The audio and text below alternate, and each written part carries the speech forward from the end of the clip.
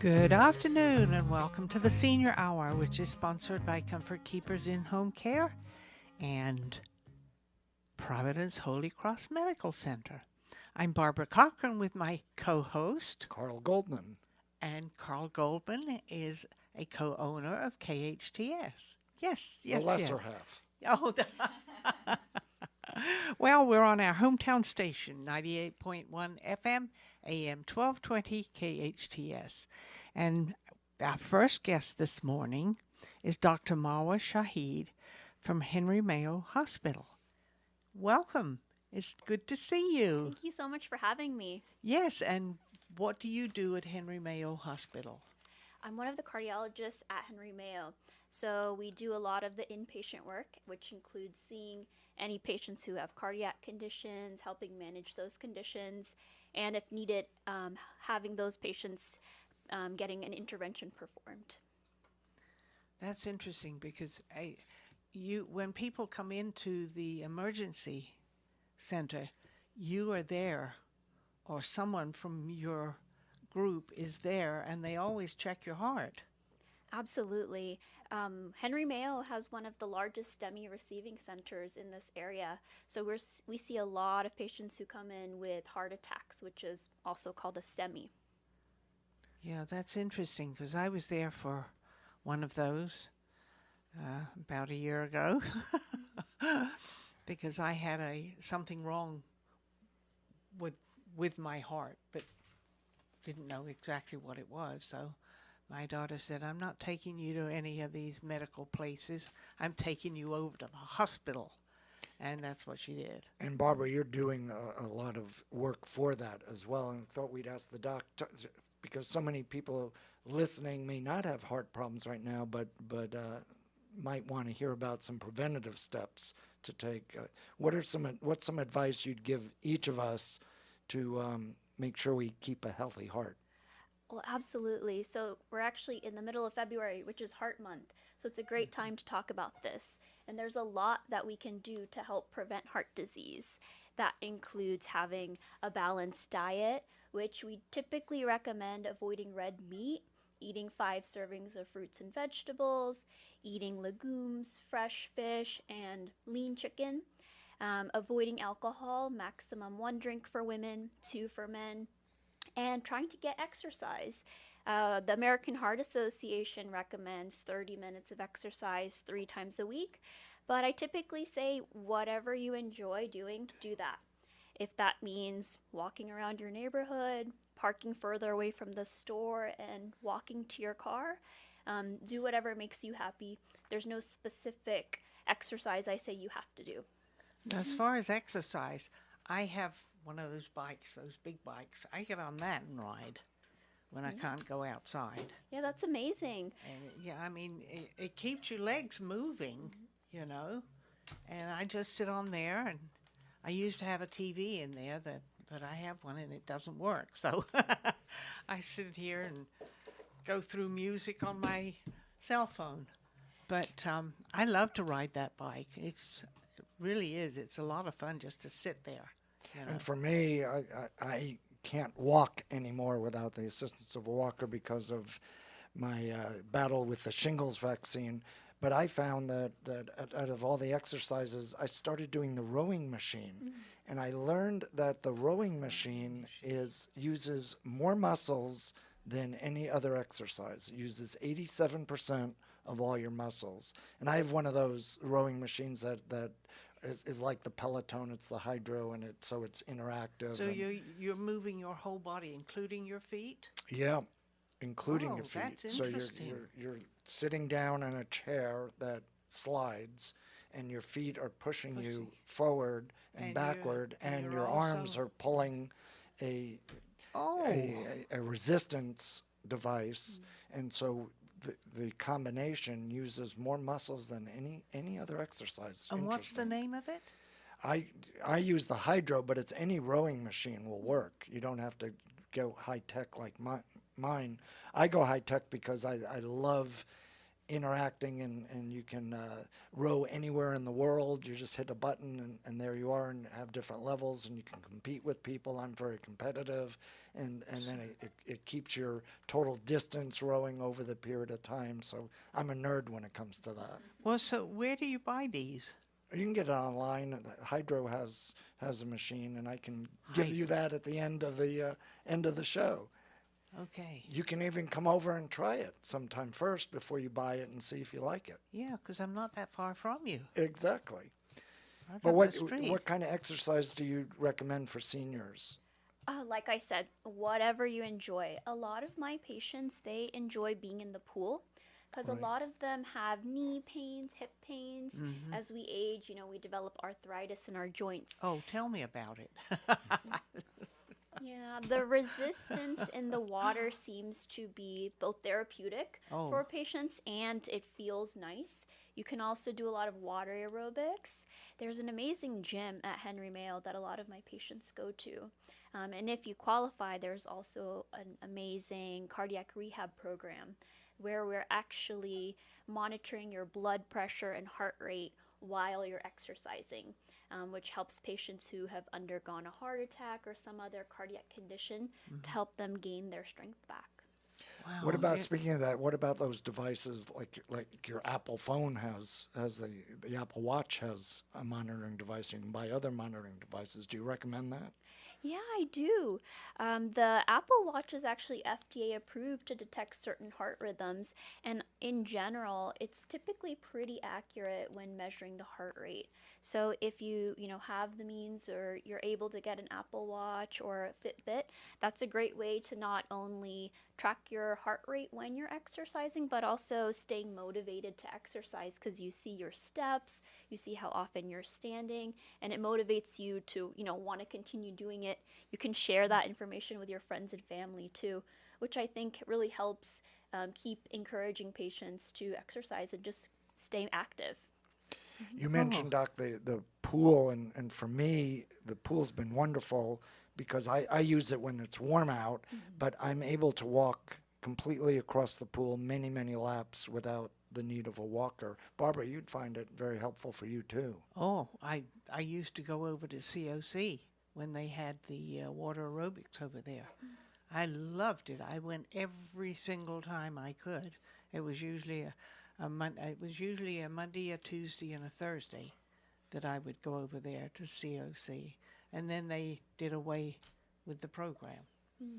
One of And the so- challenges with the heart is excess weight and being overweight. And you talked about your diet and being careful about the diet. But why don't you talk about weight loss and ways other than exercise and diet to use it? Do you recommend any of the weight loss ingredients that we see on TV at this point that have been a little controversial? Yes, so there are some medications that we can use to help patients lose weight. Some of them are beneficial, especially in certain populations, like patients who have diabetes. We have seen that with the GLP-1 agonists, you might be referring to, commercials about Ozempic, Wegovy. Those actually can help lower your risk of heart disease too. So typically, if a patient qualifies for them, we do offer them in our clinics. And we've seen effective weight loss with them. The one thing to know is that it's a way to help establish healthy habits, and once you stop the medication, oftentimes you regain the weight. So you're trying to lose weight and then establish habits that help keep that weight off on your own. One of the things that helped me lose weight was Weight Watchers. Yeah, that's great. It really worked for me. And I wanted to ask you, you mentioned foods. You said red meat, stay away from red meat. Yeah, typically we recommend avoiding red meat for overall cardiovascular health. And why is that? Based on large data and studies that we've had, we have seen that there's a link between red meat or beef and coronary artery disease. So we typically recommend the Mediterranean diet, which is low in red meat and high in other proteins like fish and chicken. Fish and chicken, yeah, those are my two favorites. Every once in a while, I'll get a filet mignon if I go out, or because that's really a treat, But I don't eat it all the time. Well, as long as you don't post it on social media, you're okay. What, love? I said, as long as you don't post it on social media while you're munching a filet mignon. Yeah, I'm watching your social media. Well, What- social media, I'm not into. With what are some signs that all of us can watch out for that are telling us ahead of time that we might have a challenge with our heart? Yeah, so there's a lot of typical and atypical symptoms. What's really interesting is that we're learning that men and women present differently with heart disease. So typically when we think of someone having a heart attack, we think of a male clutching his chest, having deep pressure in the chest, having a sudden onset of this chest pain. But now we're learning there's a lot of different ways that heart disease can present, especially in women. Sometimes women don't have chest pain at all. They may experience nausea, vomiting, shortness of breath, or just a feeling of uneasiness. I typically say that you know your body best. So if something feels off, that's the time to get checked out. Yeah. The symptoms can range from deep substernal pain to no pain at all, and you could be having the same type of heart attack. Yeah, it's interesting how your body tells you, because almost 15 years ago, I had indigestion, and I never had indigestion, and I thought, it's not going away. Maybe I better go see a doctor. And I went to see a doctor, and I had 4th stage non-Hodgkin's lymphoma. I had no idea. But it was an indigestion feeling, and I thought, whoa, this is crazy. So your body does let you know when something is wrong, especially if it's something that you've not normally had, or suffered from. So yeah, the body is absolutely amazing. It really is, and that's why it pays to take care of it. Barbara Cochran, Carl Goldman with you here on the Senior Hour, AM 1220, KHTS FM 98.1, hometownstation.com. We're talking with Dr. Marwah Shahid. Did I pronounce that correctly? I did okay. And so you're at Henry Mayo, but you also are part of UCLA, which is on the Henry Mayo campus. Yes. Correct? Talk about that relationship. We're really lucky to partner with both UCLA and Henry Mayo because both institutions offer a lot of resources that can help patients. By partnering with both organizations, we're able to offer more services to patients that one or the other may not be able to. By being here in Santa Clarita, we can help our community here in town, and also, if needed, do certain procedures that aren't able to be performed here in Santa Clarita at our main campus in Westwood.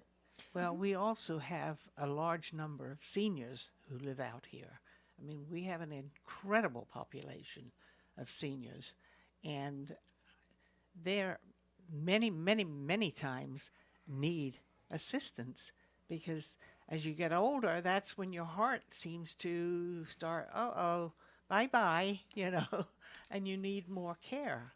And it's good that we have both entities out here for our seniors, because they're the ones who need it right now when they need it, And I know at Henry Mayo they have echocardiogram is one thing. Why don't you talk about that? What's an echocardiogram? Definitely. So echocardiogram is just a fancy term for an ultrasound. It's similar to the ultrasound that we do for pregnant women when they're having children. Yes. This one is specifically looking at the heart. We can do it from your chest to look at the heart from the front of your chest. We also have a special type of echocardiogram where we can do it through your throat to look at the backside of the heart, which gives us more details, and we're able to offer those services. At Henry Mayo, it will help us look at the muscle function of the heart, the chamber sizes, the valves, the relaxation of the heart. We get a really good look at what's been going on and what's going on with the heart through echo.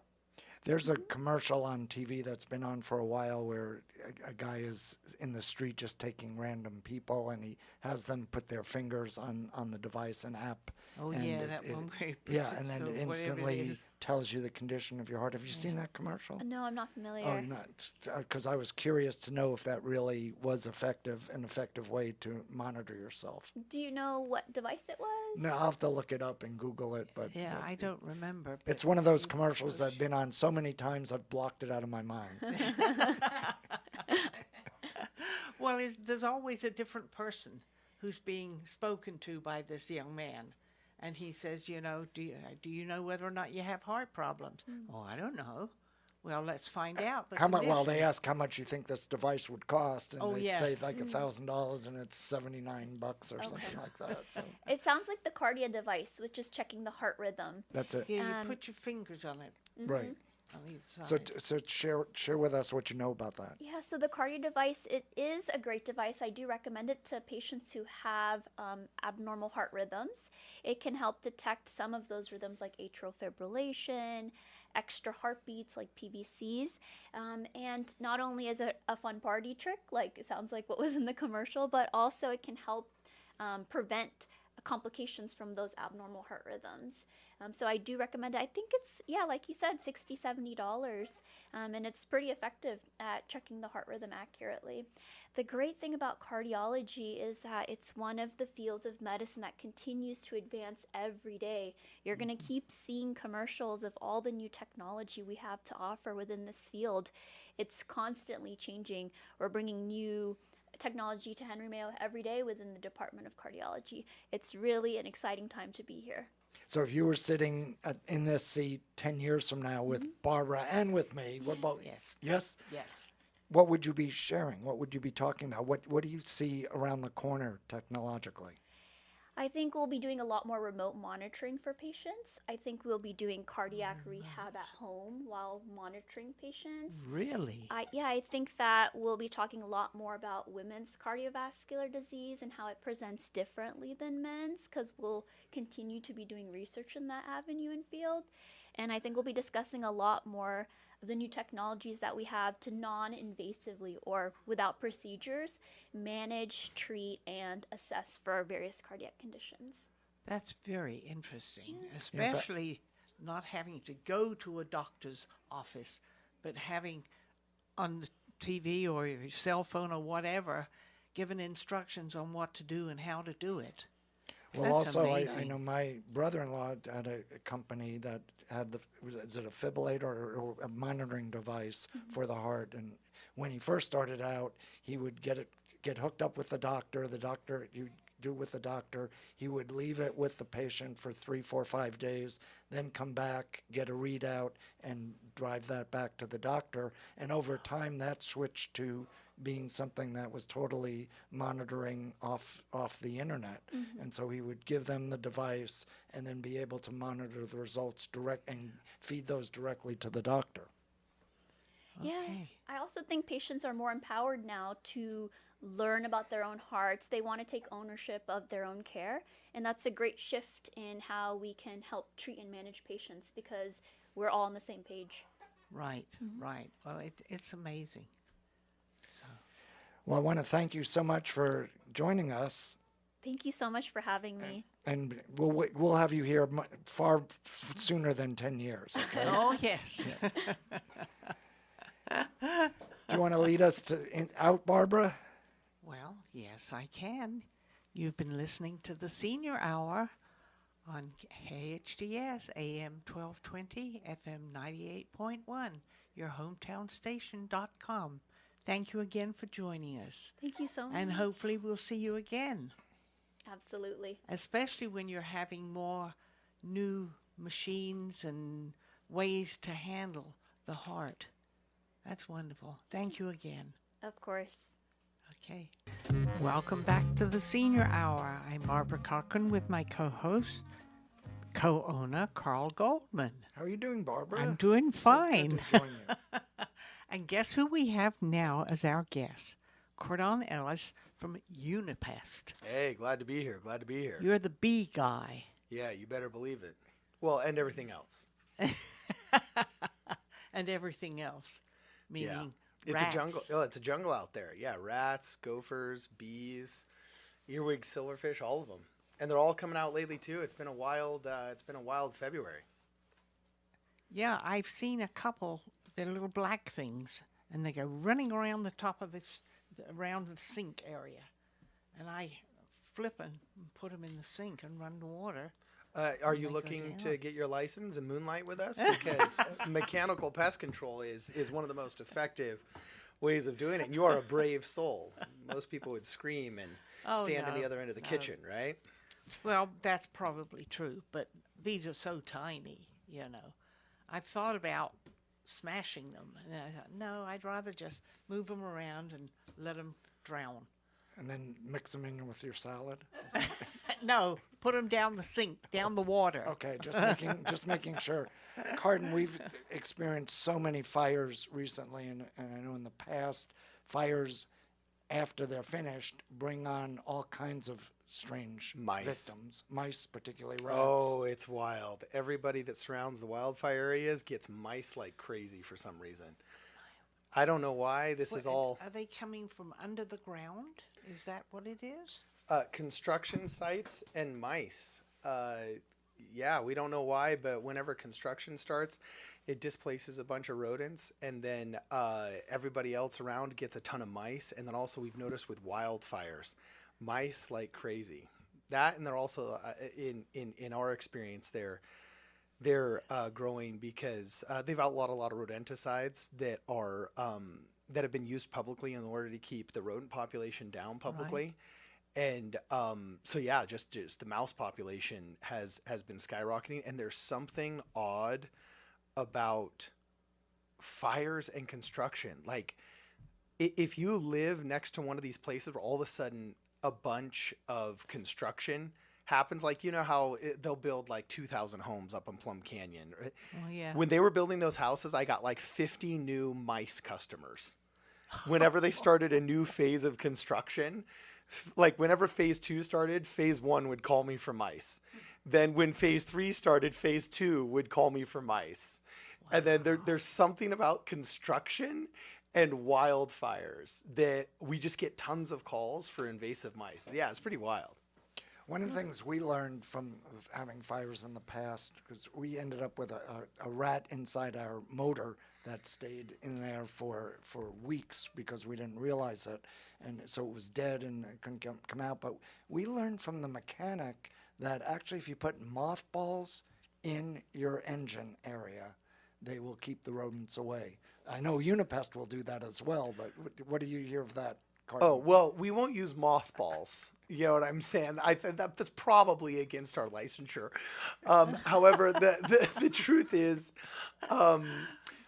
okay, so what the reason why mothballs are an often internet fix and kind of exist in the zeitgeist and I don't want to call it an old wives' tale, but a kind of like the DIY home remedy thing is that actually can work short term because mothballs are very odorous, right? And most rodents have a 50 to 60 times better sense of smell than even dogs do, right? Wow. And yeah, it's kind of wild. We had this issue with some buses in the MTA. We had this issue with some other public transport around here. Around 2013, they passed a law that for cars to be California compliant, you can no longer have petroleum-based wiring. You have to have alternative, more eco-friendly wiring. And so there's the copper wire that's surrounded by a sheath that's been traditionally plastic. Well, now the most affordable and common eco-friendly sheathing is soy. So these rodents, not only are there more of them, but they're now attracted to your vehicles because they smell like what? What's in that Luna bar you had this morning? What's in, you know, the breakfast cereal that you had this morning? It's soy.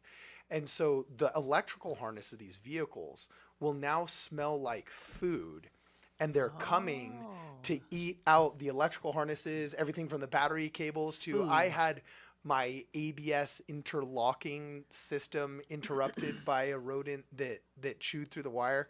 You know, you'd think they'd be avoiding the pest control guy's truck, right? But anyway, since we've had soy-based wiring, a lot of engines in Santa Clarita have become infested and unfortunately had a lot of damage. It's up to like $2,500 to replace an electrical harness, right? And so what we've been doing to combat that is there's nasal irritants that you can actually spray underneath the hood of your car. Since rats do have a 64 times better sense of smell, there's nasal irritants that have it smells like those citronella candles that you get from mosquitoes. They'll have capsaicin in there. They'll have putrescent egg whites, which are actually industrially rotted egg whites, sprayed in your engine cavity, and we can barely smell it. It will smell light like mint to us, but to the rats, it's horrible, and it chases them out of the engine cavity for a period of time. But the truth is, you just got to find a way to park it in your garage.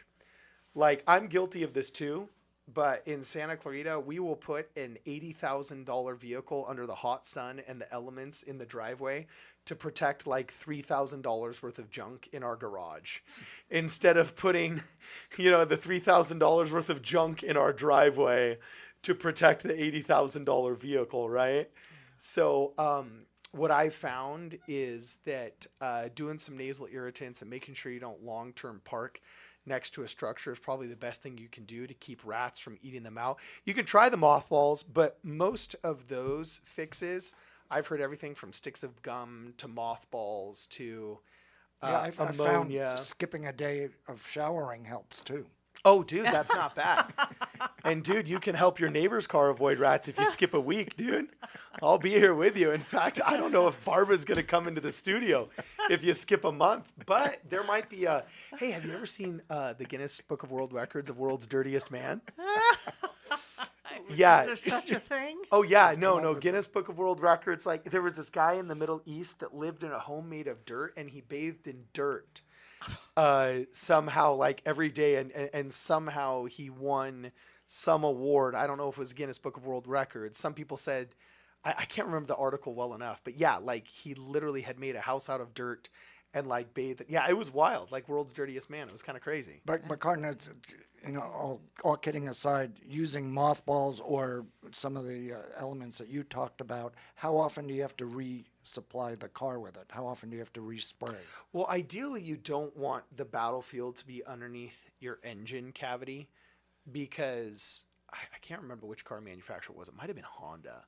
Was having problems with this when they changed that law to make it soy-based wiring.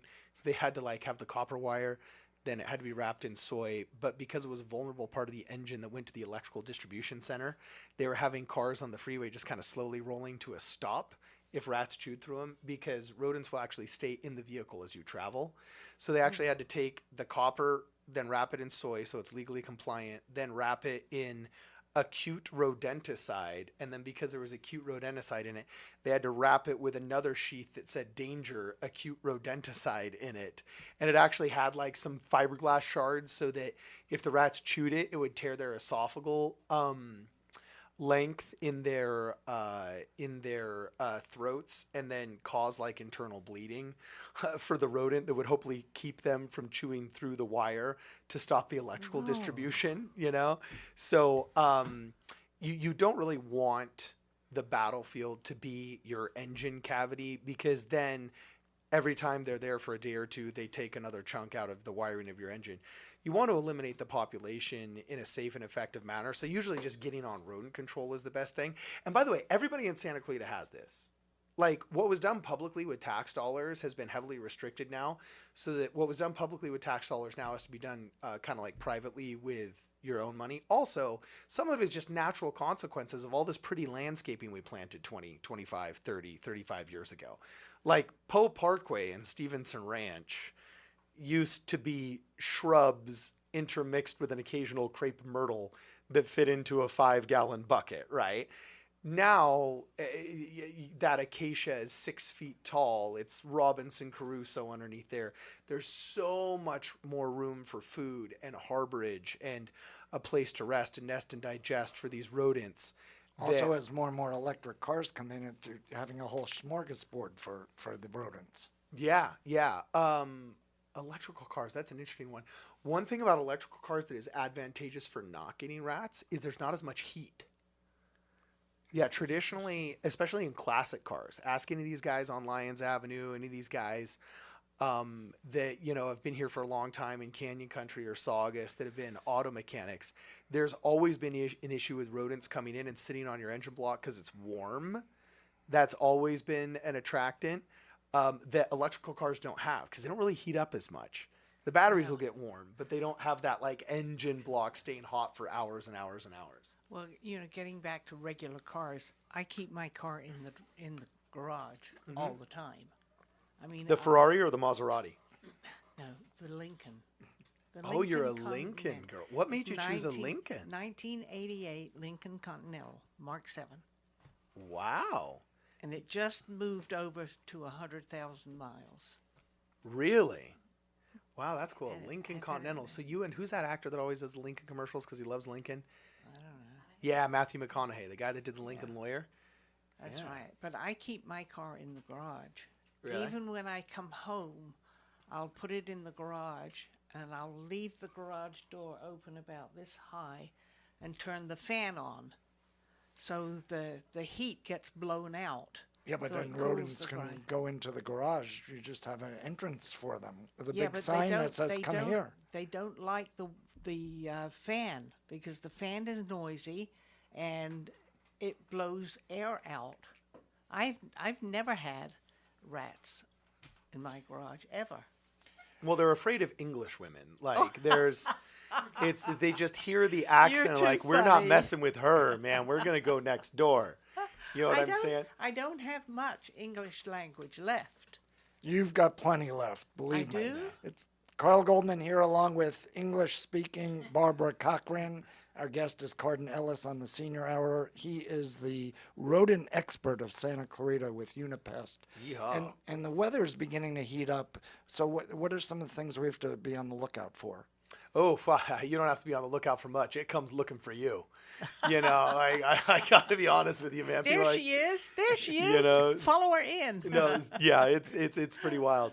I have done surprisingly a bunch of beehive removals recently. You have. Oh yeah. We do beehive removals for the city. They've had them in a couple of light posts. Interestingly, because we've had such very odd weather where it's gotten like hot and then cold, and then That's hot and then true. cold. So It's been a strange winter. yeah, ask anybody that farms or has citrus trees. Sometimes these cold snaps or these heat waves will fool the trees into thinking that like, oh, it's spring again. Okay, oh, let's start blooming. Oh, let's start, shooting, so on and so forth. I've also removed from the roots and the limbs of 2 trees that they were cutting into beehives as well. And this is something I usually don't touch until like April, May, or like it's really busy during June and July when it's really hot, because they can't really fly if the temperature's too low, nor do they want to. But now they've been fooled into thinking it's spring. So I've been actually doing a ton of beehive removals. That's something we usually talk about during the summer. Okay, well, that's very interesting because my son loves lemons and loves to make lemonade. And we have lots of homes where I live across from Friendly Valley that have lemon trees. And he's down here, we'll get in the car and drive around, and he'll go up and say, can I get some of your lemons off your tree? Because they're in excess on all of the lemon trees. But you see the bees. You can see the bees flying around in the lemon tree. And I kept telling him, I said, you better be careful, you're going to get stung by a bee. Well, that's actually, okay. So believe it or not, when you see them and they're foraging, that's called foraging, that's actually kind of when they're the most harmless. Oh, okay. Because they're not, actually I shouldn't say harmless, because some person's going to go get stung thinking they could have a seance with the bees and sing Kumbaya. And they're going to say, Cardon on the radio said that I could do it. No. So bees are always dangerous, especially if you're allergic, because they have a stinger attached to them 24/7 that they will use in self-defense. However, what really makes a bee want to attack is when its home is feeling threatened. So like when you're in proximity to one of those beehives, even just close, and they sense you, especially if you touch it or you get close, or they sense the pheromone of another bee that has said, whoa, these people are way too close.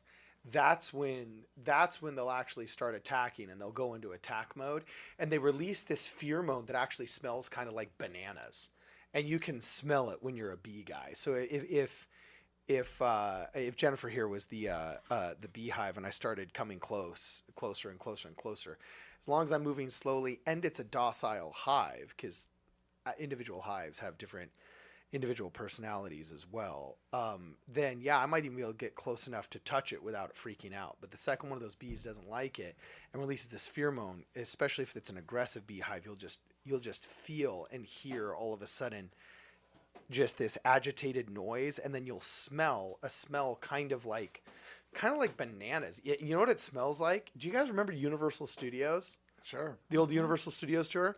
You remember how King Kong would come out and would shake the bridge? Yes. And, you're on the tram and the tram would shake, and it was like this cool, fun analog effect, right? And then the banana breath of King Kong would get released, and it would smell kind of like bananas.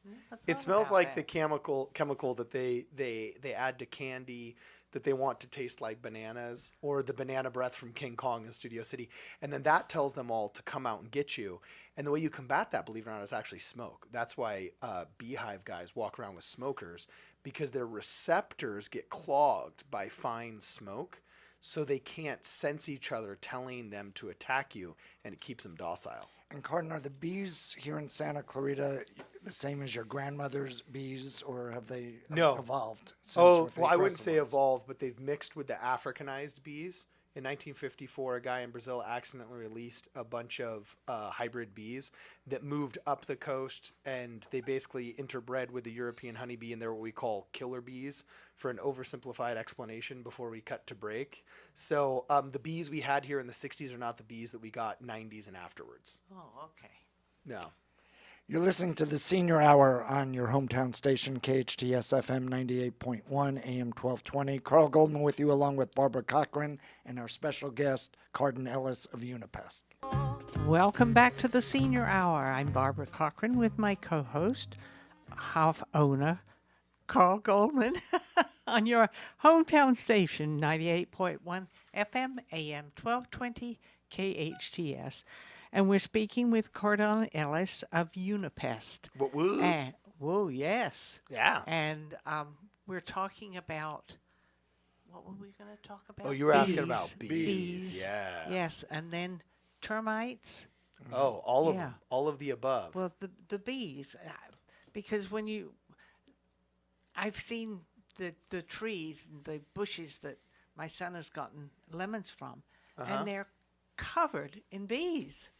I mean, where do they come from? Do they have most homes, I would imagine, don't have one of those concrete beehives. So when they So what's your did it look like a big fat clump the size of a basketball? And it was like really intimidating looking? Yeah, they were all over the tree. Okay. There must have been 30 of them flying around in the tree. Okay, so that's just regular foraging. Yeah, that's just regular foraging. Where do they live? Bees, it's really interesting. Bees can be used, their sensory organs are phenomenal. So like they can be used to find water in, like if you were to just rent a beehive for your farm, because you're farming almonds in the Central Valley, you can rent beehives to pollinate your crops. And what's interesting is when you just release bees from a beehive, the first thing they do is they go and they try and find water. Okay, so their sensory organs will lead them to go and find water, and they can travel extremely long distances. Like, I don't remember the exact stat, but I think it's like up to a mile and a half just for water. So, like, just imagine if, like, you can smell that really nice Italian restaurant, right? That's a block away when you're, driving, or else maybe you drive by the McDonald's and you smell it, and all of a sudden you realize, oh, I'm hungry. I didn't know 10 minutes ago I was hungry, but now I'm hungry. Imagine being able to smell the McDonald's a mile and a half away, and then just being able to drive to it when you were hungry. That's like basically what bees are able to do. So when all of a sudden there's pollen because a citrus tree is flowering now, they're going to come from whatever hive they can in order to get that pollen. Oftentimes okay, people that have so- pools, especially pools with shallow water features and things like that, where there's maybe a waterfall that goes into the pool, will all of a sudden one day call me and there's just hundreds of bees, because bees can only stop and suck up water if it's about 1/64th to 1/32nd of an inch thin. And so the bees will land next to the water and then kind of dip in to suck and to lap up the water and then leave. So if you have a water feature where part of the water slows down enough that there's like a miniature pool on a flattened area, or even just some concrete, then they'll bunch around that. Also, unfortunately, the Metrolink station on Soledad Canyon Road, with that really pretty water feature that has the grouted tile from the 90s, the bees have figured out there's water there. And so like at least like once or twice a year, there will just be one day where all of a sudden there's like bees from 3 different hives congregating in there. And the only thing you can do is just kind of let natural consequences run their course and then just let them go away. That's amazing. Termites. You're seeing Yes. an infestation of termites. Dude, Santa Clarita's getting old, brother. All those homes that we built in the 60s in Valencia, when we graded those hills, and Valencia Hills became not just Valencia Hills, but Valencia houses on hills, then, homes are like humans, man. After 40, 50 years, we start having problems, and some of those homes are starting to get termites or some of those problems. And that's fun. That's fun No, stuff. I've not had termites. But you have a treatment have for a termites 68 that is bio-friendly, correct? Oh, all of the above. Yeah, we do orange oil, eco-friendly treatments. We do fumigations. Every once in a while, we hire a shaman and say certain prayers and exorcise the termites from the house. You know what I'm saying? That one's pretty wild. You're welcome to come to that one. But yeah, we do everything. It's pretty awesome. You can try Yoko Ono's greatest hits. playing to Yoko look at. Ono, Gene Autry, we got them all. So Unipest, how would we get hold of you? Oh, best thing is just call us. It's Bug7575. Just give us a call at 661-BUG-7575 and say you listen to the Senior Hour, so we know how you heard about us. Absolutely. Well, thank you so much, Cardon Ellis. Barbara Cochran has been our host, along with me, Carl Goldman. This is the Senior Hour on your hometown station, KHTS. And once again, the phone number, Cardon? 661-BUG-7575. It's pretty awesome. You'll be at the Home and Garden Show, blowing up the Yeah, balloons, it's going to be pretty rad. which will be It's fun. a tradition. It's a End of tradition. April, so come join us. Your hometown station, stay with us. More on your favorite Santa Clarita local station, AM 1220 KHTS 98.1 FM.